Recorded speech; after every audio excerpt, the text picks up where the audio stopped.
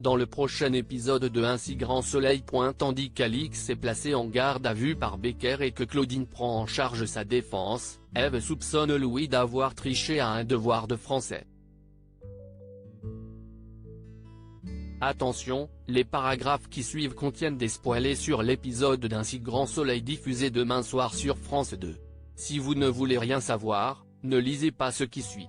Lundi 20 juin dans Un si grand soleil. Alix est placé en garde à vue. Yann arrive au Senso et place Alix en garde à vue pour proxénétisme, tout en annonçant qu'il va perquisitionner les locaux.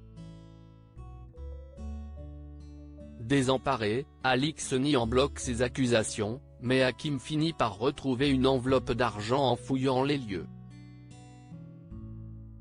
La gérante se justifie en prétendant qu'il s'agit du fonds de caisse du bar, mais les deux policiers la conduisent au poste.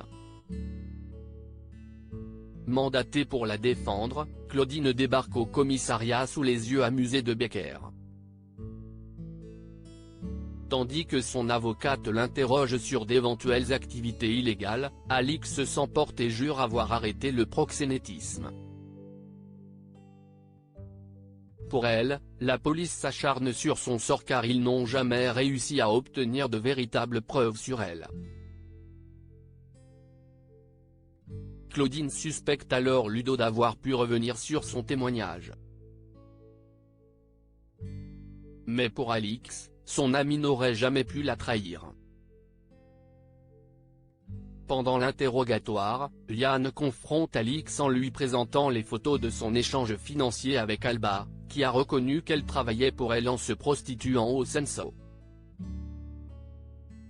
Alix prétend que la jeune femme est une potentielle cliente qu'il avait contactée pour privatiser le Senso, mais Yann lui demande d'expliquer pourquoi Alba lui a remis une enveloppe de cash, et Alix se justifie en prétendant qu'il s'agissait d'un acompte pour la réservation.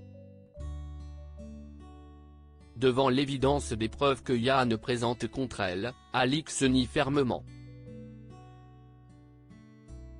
Alors que Claudine demande de relaxer sa cliente car, mis à part les propos d'Alba, rien ne vient étayer la preuve d'un acte de proxénétisme, Yann rétorque qu'il a lui-même reçu les avances d'Alba au Senso, qui lui a proposé un rapport tarifé.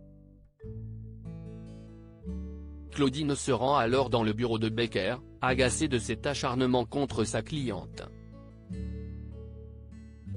Becker lui assure ne faire que son travail et la remet à sa place. Voyant son ex-mari suspicieux envers elle, Claudine l'avertit qu'il va devoir s'habituer à sa présence, car elle a décidé de s'installer à Montpellier afin de se rapprocher de sa famille. De son côté, Virgile contacte Manu et demande à le voir afin de savoir ce que ses collègues ont comme preuve à charge contre Alix. Le flic lui rétorque qu'il ne travaille pas sur l'enquête, et qu'il n'est pas son informateur.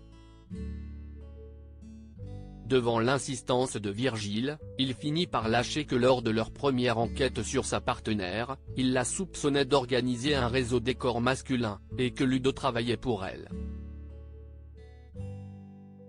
Il avertit son ami qu'Alix traîne pas mal de casseroles, et qu'il lui avait conseillé de ne pas s'associer avec elle. Tendu, Virgile lui demande de le tenir au courant s'il découvre de nouveaux éléments. Suite à cela, il reçoit un appel de Yann l'informant qu'il est auditionné le lendemain au sujet d'Alix.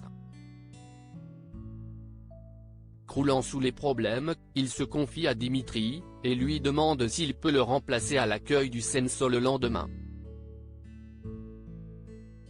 Si Alix est coupable, le sort du club semble compromis à ses yeux. Ève soupçonne Louis d'avoir triqué après que l'épreuve de français a été interrompue par le déclenchement de l'alarme incendie du lycée. Ève remet leur copie à ses élèves, et Louis découvre qu'il a obtenu 15/20. Alors que Kira le félicite, l'enseignante lui demande de rester à la fin du cours pour lui parler. Elle le félicite pour son travail, car sa copie se distingue de celle de ses camarades, et d'avoir réussi à surmonter son blocage scolaire d'un coup par rapport à ses précédents devoirs. mais lorsque sa professeure lui demande des précisions sur certains passages de son analyse de texte, ou s'il connaissait déjà le poème avant l'épreuve, Louis, mal à l'aise, prétend être en retard pour son cours suivant et prend brusquement congé. Ève confie alors ses doutes sur Louis à Sabine, car celui-ci a eu beau fournir une analyse très poussée, il n'a pas été capable de lui expliquer les intentions de l'auteur lorsqu'elle l'a interrogé ensuite. Pire encore, elle trouve que la copie de l'élève ressemble au corrigé du devoir qu'elle avait préparé. Conciliante, Sabine défend Louis et lui assure qu'il est capable de fournir un travail pertinent et intelligent. Pendant ce temps, Marc appelle Myriam afin de la prévenir que Louis a obtenu une bonne note à un devoir sur table, et souhaite lui faire une surprise le soir même pour le féliciter de ses efforts. Il lui demande si cela lui pose problème de repousser la soirée qu'il avait prévu de passer ensemble, et Myriam se montre compréhensive. Observant le corrigé du devoir sur son ordinateur, Ève a une idée. Sachant qu'Antonin, l'un de ses anciens élèves dont elle était proche, est doué en informatique, elle l'appelle afin de lui demander un service, vérifier si son matériel n'a pas été piraté. Le jeune homme accepte et inspecte l'ordinateur de l'enseignante. Au bout de quelques minutes, il identifie qu'une clé USB a été branchée dessus, et que 2 fichiers ont été copiés la veille à partir de ces documents, le commentaire composé et son corrigé. Sans pouvoir identifier la personne à l'origine du piratage, Ève note que l'heure de connexion à son appareil correspond au moment où l'alarme incendie a retenti, obligeant l'ensemble du lycée à quitter les lieux. Y compris la salle des professeurs, restée vide pendant de longues minutes. Furieuse, Ève est quasiment certaine d'avoir identifié l'auteur des 2 incidents.